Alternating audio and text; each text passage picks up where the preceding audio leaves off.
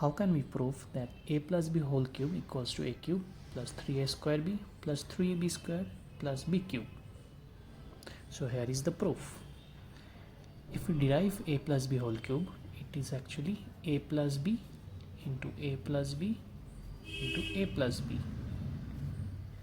Now a plus b into a plus b means a plus b whole square, right?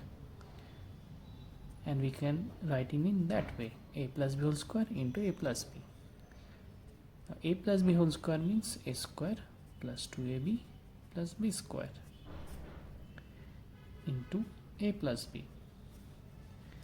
Now if we simply derive it, a square into a means a cube plus a square into b, a square b, plus 2ab into a, 2a square b, plus 2ab into b, 2ab square, plus b square into a, ab square, plus b square into b, b cube.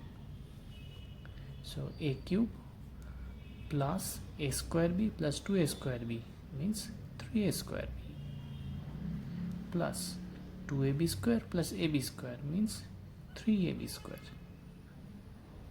plus b cube. So here we can prove